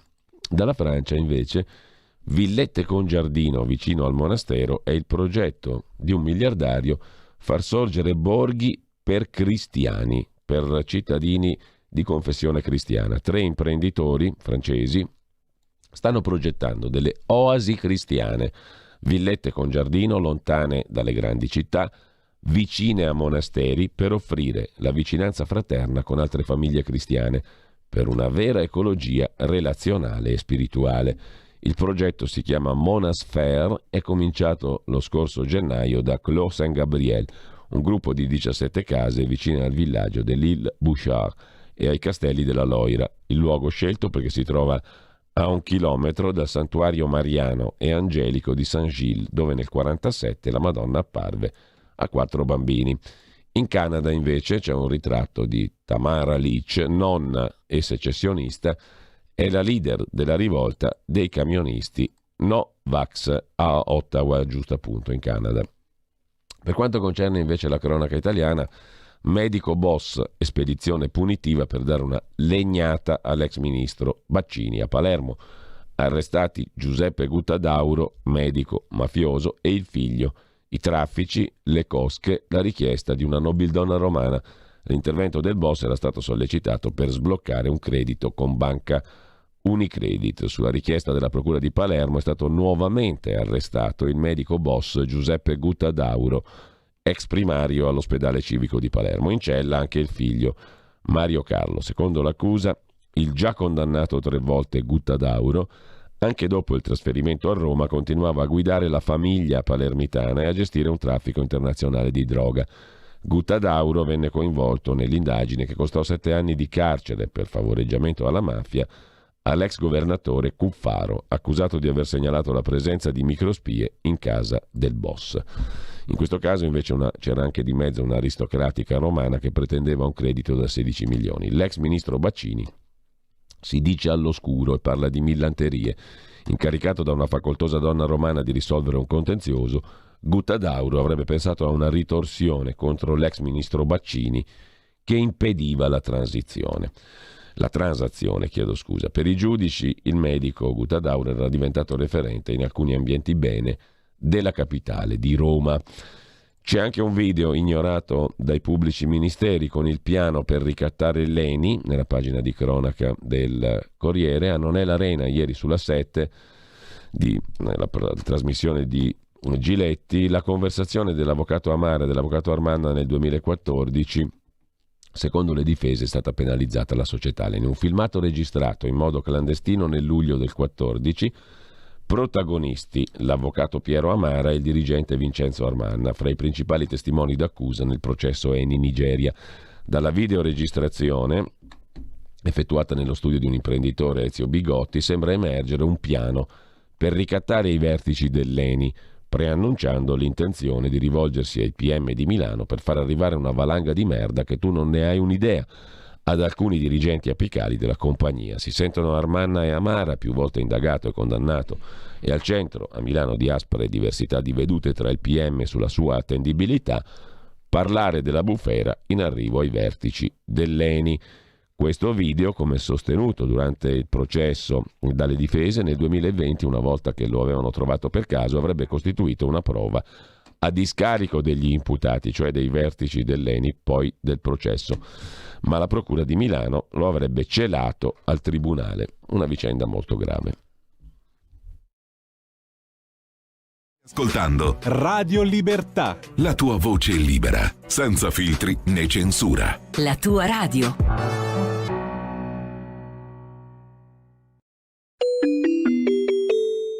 Qui Parlamento. Ed eccoci qui, come vi dicevo prima, con noi in collegamento telefonico come tutti i lunedì Riccardo Molinari, presidente dei deputati leghisti e segretario della Lega in Piemonte. Buongiorno Riccardo. Buongiorno. Allora, abbiamo tante questioni questa settimana, già a partire anche solo dal calendario della Camera, mi sembra, no? Proroga di stato di emergenza, il decreto Covid-19 e poi si parla anche di testo unico sulla morte volontaria medicalmente assistita, mozioni Bolkestein, sostegno al comparto automobilistico, tu sei anche tra i primi firmatari di una mozione su questo tema e poi ci sono anche diverse audizioni di ministri sulla questione del PNRR. Insomma, una settimana mi sembra abbastanza intensa. Lascio a te di indicare quali sono gli appuntamenti clou sotto il profilo del calendario strettamente parlamentare della Camera. Sicuramente è importante il tema della mozione Bolkestein perché insomma, sappiamo quali sono le posizioni della Lega e quali sono le conseguenze di un'applicazione della direttiva su alcuni comparti, in particolare quello dei balneari, ma pensiamo anche alle concessioni degli ambulanti. E sappiamo che questa è una battaglia storica nostra, quindi insomma sarà una discussione politicamente rilevante. Poi c'è il tema dello stato di emergenza del Green Pass, che è fondamentalmente la conversione delle norme che sono già in vigore, dove però cercheremo, come si è fatto al Senato, di incidere sul provvedimento e di cambiare alcune cose. Ad esempio una battaglia che faremo sarà quella di cercare di mettere in legge che con la fine dello stato di emergenza il 31 di marzo finisca l'utilizzo del Green Pass. Quindi insomma questo diciamo che sarà il tema politicamente più rilevante di questa discussione. Poi c'è la mozione, la mia prima firma sul settore dell'automotive, ho letto anche un'intervista del ministro Giorgetti a riguardo, perché l'emergenza è veramente un'emergenza importante. Non so se sarà il tempo di discutere questa settimana perché c'è tanta carne al fuoco, c'è anche poi la legge sul fine vita e anche quella insomma diciamo che è un testo molto controverso e complicato, quindi non so se alla fine riusciremo a trattare tutti questi argomenti perché credo che il decreto prenderà il grosso del tempo. E intanto c'è poi il lavoro nelle commissioni, si parte oggi con le votazioni su 1000 proroghe, che sarà il prossimo decreto importante. Per quanto concerne il Super Green Pass per gli ultra cinquantenni, per i lavoratori pubblici e privati, autonomi, professionisti inclusi, che hanno più di 50 anni di età, da domani non è un controsenso dire stiamo riaprendo e introdurre invece una misura così rigida, così pesante? Il Super Green Pass diciamo che purtroppo appunto si converte ora al decreto, ma diciamo che è stata una decisione presa un paio di insomma, qualche settimana fa. Diciamo che la questione è un'altra dal mio punto di vista, nel senso che nel momento in cui si è deciso che ci sia l'obbligo vaccinale sopra una certa fascia di età, e quindi diciamo che lo Stato si è preso la responsabilità di dire che ritiene quella fascia di popolazione a rischio e quindi per quella fascia prevede l'obbligo, viene meno dal mio punto di vista aggiungere tutta una serie di altre limitazioni, appunto per esempio il Green Pass, i provvedimenti che sono stati fatti dopo sulle tabaccherie, sulle concessionarie d'auto, sui supermercati, perché nel momento in cui si prende una decisione si dice ok, sopra una certa età c'è l'obbligo e per gli altri voglio dire a un certo punto col 91% di vaccinati il Green Pass diventa semplicemente uno strumento di rottura di scatole per gli esercenti e per i cittadini. Quindi io vedo una contraddizione in questo. Poi sul fatto che si sia presa questa scelta l'obbligo sopra i cinquantenni, se si ritiene che quella sia la fascia di età a rischio, diciamo che stride il fatto che entri in vigore adesso che la curva è in diminuzione, questo sì. E poi dopo il 15 giugno che succede? Quando dovrebbe venir meno l'obbligo anche per gli ultra cinquantenni? Io spero che dal 15 di giugno, anzi io spero già da prima che dal 31 marzo venga meno il Green Pass e spero che quindi con la venuta meno del Green Pass si vadano ad allentare tutte quante le altre misure. Fino al 15 giugno è prevista questa sanzione amministrativa di 100 euro, cioè per chi non si vaccina sopra i 50 anni.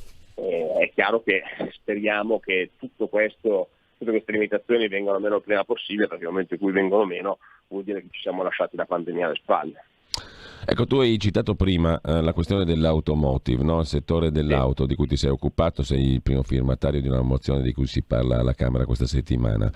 Il ministro Giorgetti, nell'intervista che anche tu citavi poco fa al Corriere di ieri, dice a un certo punto stiamo drogando l'edilizia, e la questione è quella del super bonus di cui tanto si è discusso in questi giorni, e dando soldi ai miliardari per le loro quinte case, senza invece pensare all'industria.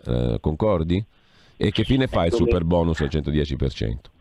Beh, più o meno, con i 5 Stelle che dicono alla Lega vuole affossarlo per attaccarci e per colpire le imprese. I costruttori da parte loro si dicono parte lesa, il Lance, no? L'associazione dei costruttori. A dire il vero, la Lega questa settimana fuori da Montecitorio ha fatto un flash mob per chiedere la cedibilità del credito per sostenere il 110%. E questo perché? Perché la misura può essere magari anche sbagliata, perché dà modo di avere delle distorsioni, come è stato provato, perché le truffe ci sono sicuramente state. Però qual è il problema? Che nel momento in cui tu hai fatto investire i cittadini e hai dato una prospettiva, ora noi ci troviamo ad avere famiglie e imprese che sono fuori dalle banche disperate perché non riescono a portare avanti i lavori senza la cedibilità del credito. Quindi sicuramente il 110 ha creato una bolla. Sicuramente questa bolla ha portato a un aumento esponenziale dei prezzi, perché c'è una richiesta talmente ampia che i prezzi dei ponteggi, insomma, dei materiali edili sono saliti alle stelle. Sicuramente c'è stata la nascita di tante imprese edili e tante imprese anche, diciamo, di mediazione creditizia, no? per far circolare questi crediti con persone non qualificate, se non truffaldine. C'è da dire che su questo però il governo già ha messo dei limiti, perché ha messo una serie di regole per cui per accedere al 110% non può accederci qualunque azienda, ma soltanto aziende certificate che hanno una certa esperienza, una certa struttura. Quindi molti correttivi sono già stati messi. Il tema che rimane sul tavolo adesso è quello della cedibilità del credito, che è sempre il problema delle norme retroattive. Cioè, se tu hai fatto progettare degli investimenti, hai fatto organizzare le aziende con delle regole, giuste o sbagliate che siano, e poi in corso d'opera cambiarle è sempre un problema. Quindi diciamo che la verità sta un po' nel mezzo. Il settore automotive invece è sicuramente un problema, perché diciamo che il fatto che la grande azienda automobilistica nostrana, insomma non è più nostrana, ma insomma la multinazionale Stellantis, non abbia investito sull'elettrico e abbia di fatto spostato il controllo della società in mani francesi, crea una serie di problematiche sulla filiera della componentistica e anche sulle prospettive di sviluppo degli stabilimenti che ci sono in Italia. Quindi che serva una politica industriale come fanno i francesi, perché ricordiamoci che in Stellantis c'è il governo francese dentro, perché la Peugeot era una società dove il governo francese aveva azioni importanti pubbliche, quindi c'è una politica che investe su quel settore, e credo che dovremmo comunque iniziare a farlo anche noi, per pensare anche noi a questo settore e a come salvarlo, perché senza questo tipo di industria, diciamo, pesante è difficile creare l'economia. Ecco, nel tuo Piemonte com'è la situazione da quel punto di vista? In Piemonte da questo punto di vista è rimasto lo stabilimento di Mirafiori estremamente ridimensionato, ma poi appunto il problema principale con la transizione all'elettrico sono tutte quelle aziende medio-piccole che si occupano di componenti e che storicamente in Piemonte lavoravano per la Fiat ovviamente, però adesso, come anche tante aziende venete e lombarde, fanno componenti anche soprattutto per le aziende tedesche dell'auto. Il problema è che la conversione all'elettrico fa venire meno la componentistica, perché una macchina elettrica ha molti meno componenti, non c'ha alla batteria, invece che il motore a scoppio, e quindi questo toglie un sacco di lavoro e ci sono un sacco di aziende che dovranno riconvertirsi, perché quello che fanno non servirà più. Ecco, allora qui serve una strategia industriale e una prospettiva per riconvertire queste aziende, date le scelte politiche che sono state fatte, a meno che non si capisca invece che non tutti potranno permettersi l'auto elettrica e l'auto, diciamo, tradizionale dovrà ancora avere spazio, ma le politiche dell'Unione Europea sono molto rigide, cioè prevedono che entro il 2030 di fatto auto normali come le conosciamo adesso non ce ne siano più, quindi è un momento complicato per quel settore, molto. Altro tema, quello del rincaro dei prezzi dell'energia, luce e gas, sia per le imprese che per i privati cittadini. La sensazione è quella, la sensazione anche guardando anche un po' i numeri, che in Italia questo rincaro abbia pesato molto di più che non in altri paesi. Quindi la domanda è: per quale motivo? Per quali cause strutturali? E quindi l'altra domanda è: benissimo stanziare dei soldi per aiutare imprese e cittadini, ma come si fa a risolvere il problema strutturale che questa vicenda mette in luce? E come mai noi siamo messi peggio degli altri paesi europei? Beh, allora, diciamo che da una parte siamo messi peggio rispetto alla Francia perché abbiamo meno fonti di produzione, non siamo autosufficienti, nel senso che noi l'energia la compriamo, non le produciamo a sufficienza e quindi la compriamo da altri paesi, e con l'aumento dei prezzi è evidente che dovendo acquistarla ci costa di più anche in bolletta. E rispetto alla Germania abbiamo un minimo di vantaggio, cioè abbiamo avuto meno oscillazioni. E perché? Perché loro dipendono molto più di noi dall'energia rinnovabile. E c'è un piccolo problema però con l'energia rinnovabile, che con l'eolico e il solare banalmente il giorno che non c'è vento o che c'è qualche nuvola in più si produce meno energia e quindi l'energia costa di più. L'Italia da quel punto di vista è messa un po' meglio perché ha anche fonti di approvvigionamento di gas maggiori rispetto alla Germania, quindi noi abbiamo anche dei canali con l'Algeria che loro non hanno, che ci permette di diversificare. Ricordiamo che tanto per capire il nocciolo del problema, per colpa dei grillini noi rischiavamo di non avere la TAP. La TAP è il gasdotto che ci porta il gas dall'Azerbaigian. Questo contribuisce ad abbassare le bollette italiane del 10% rispetto agli altri. Ecco, voi pensate se non l'avessimo fatto perché c'era chi si abbracciava agli ulivi, ora la situazione sarebbe ancora peggiore. Ecco, ora si parla di ripartire a trivellare nell'Adriatico, e questo è un altro tema, perché trivellare nel nostro mare, prendere il gas nel nostro mare, ci darebbe un'energia a un costo molto più basso rispetto a comprarla altrove. Ma perché sono interrotte le trivellazioni? Perché il Movimento 5 Stelle era contrario alle trivellazioni. Quindi purtroppo un po' c'è la situazione internazionale, quindi la crisi in Ucraina, il blocco del gas da parte della Russia, le politiche dell'Unione Europea sul green che hanno rallentato gli investimenti sulle materie tradizionali, la non autosufficienza dell'Italia, un po' ci sono degli elementi strutturali, però un po' ce la siamo cercata anche noi, nel senso che un po' c'è anche un tema di politica nazionale dove dicendo no a tutto e non investendo sull'energia, alla fine quando si arriva in una crisi ci troviamo qua a chiederci come mai. Uno dei motivi è che se non ci si pensa in tempo a fare dei fornirsi di energia ed essere quanto più autosufficienti possibili, poi si dipende dal mercato e dagli altri.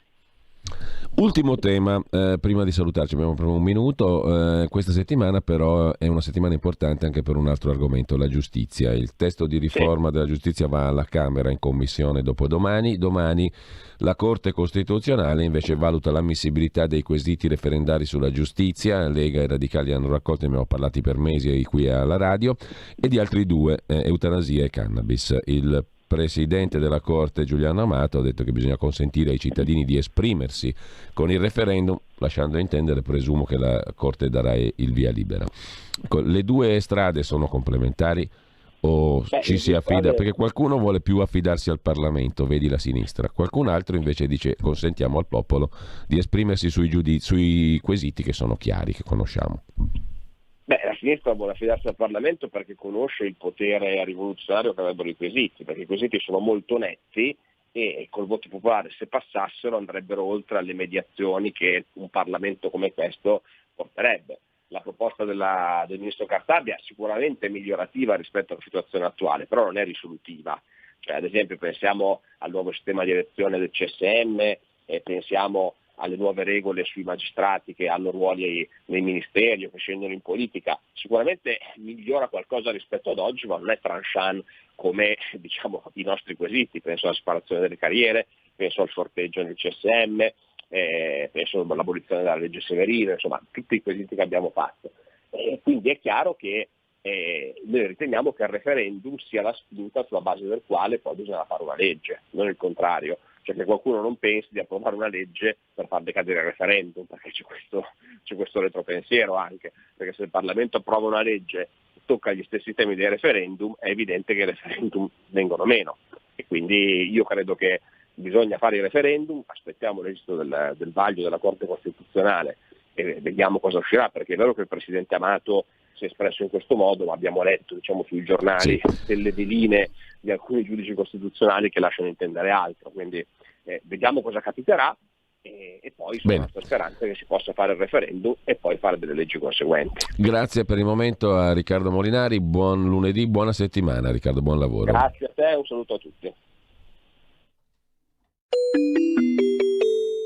Qui Parlamento. Avete